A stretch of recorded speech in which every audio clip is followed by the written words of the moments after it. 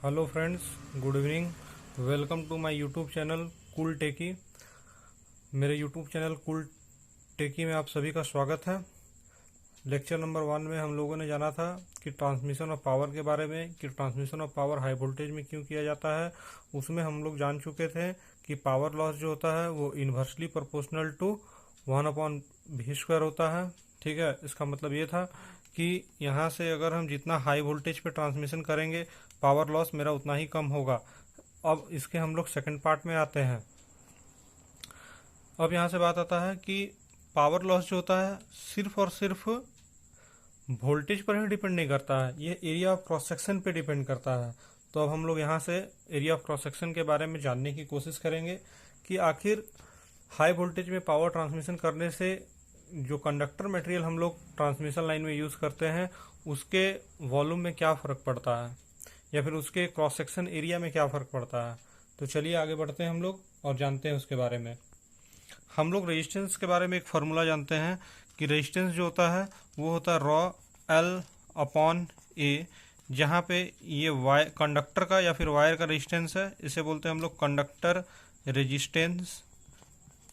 ठीक है, और रॉ जो है वो हम लोग बहुत ही बेहतरीन तरीके से जानते हैं। इसी को स्पेसिफिक रेजिस्टेंस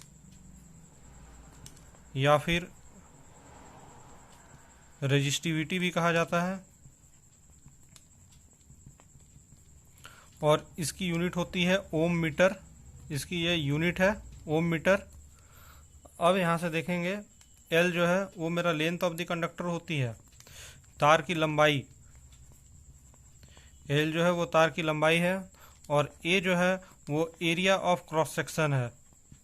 ये जो है वो एरिया ऑफ क्रॉस सेक्शन है। इसे मैं आपको थोड़ा डिटेल्स में बता देता हूँ। मान लिया जाए ये मेरी कंडक्टर है, तो ये हो गया इसका लेंथ। मान लिया जाए ये मेरा कंडक्टर है, तो ये हो गया इसका लेंथ, ये कंडक्टर की लेंथ हो गई। ये एरिया ऑफ क्रॉस सेक्शन हो गया, और ये जिस मटेरियल का बना हुआ होगा उसका रेजिस्टिविटी को हम लोग रॉ से डिनोट करते हैं। जैसे कॉपर की रेजिस्टिविटी कुछ और होती है, एल्युमिनियम की कुछ और होती है, स्टील की कुछ और होती है। अलग अलग मटेरियल का जो मेरा रेजिस्टिविटी होता है वो अलग अलग होता है। और रेजिस्टिविटी मात्र दो ही चीज़ पे डिपेंड करती है, एक टेम्परेचर पे डिपेंड करती है, लेकिन टेम्परेचर पे बहुत ही कम डिपेंड करती है, और दूसरा नेचर ऑफ द मटेरियल पे डिपेंड करती है ये रेजिस्टिविटी। ठीक है, तो यहाँ से हम लोग आगे बढ़ते हैं। तो हमारे पास जो फॉर्मूला था पावर लॉस बराबर p² upon v² cos square phi into R. तो यहाँ से हम लोग आर को निकालेंगे कि आर होता क्या है।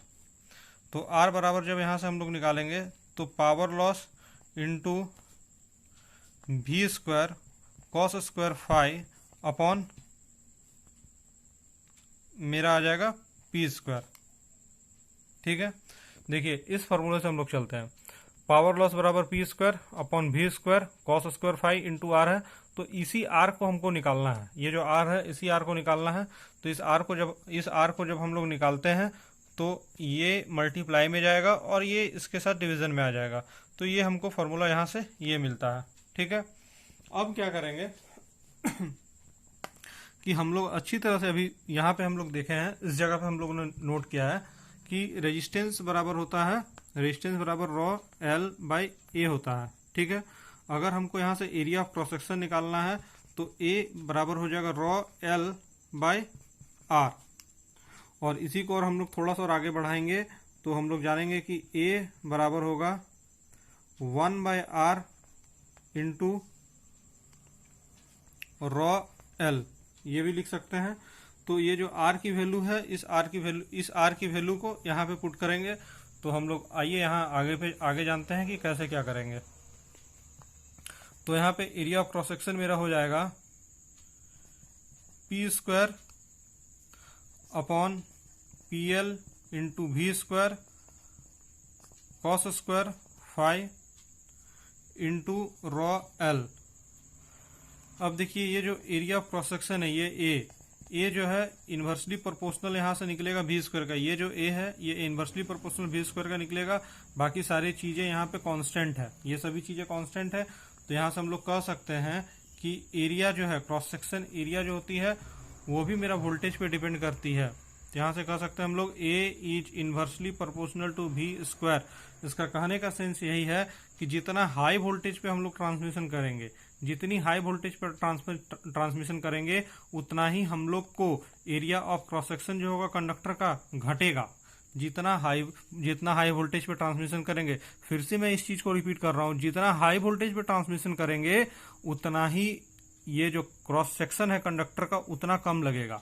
ठीक है, इस चीज को नोट कर लीजिएगा। तो हम लोग हाई वोल्टेज में ट्रांसमिशन करने का क्या क्या बेनिफिट है, तो हाई वोल्टेज में ट्रांसमिशन करने का 2 बेनिफिट है। हाई वोल्टेज में ट्रांसमिशन करने का 2 बेनिफिट है। सबसे पहला, मेरा पावर लॉस जो होगा किसमें, तो पावर लॉस कंडक्टर में होता है, तो कंडक्टर का बात करेंगे। Power loss in conductor will be less, वो मेरा लेस हो जाएगा।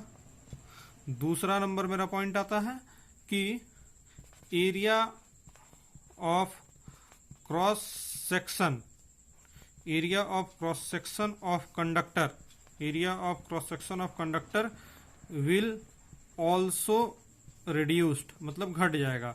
अगर हम हाई वोल्टेज में ट्रांसमिशन करते हैं तो इससे मेरा एरिया ऑफ क्रॉस सेक्शन भी घटता है और हमारा पावर लॉस भी घटता है। तो यही रीजन था कि हम लोग हाई वोल्टेज में ट्रांसमिशन क्यों करते हैं।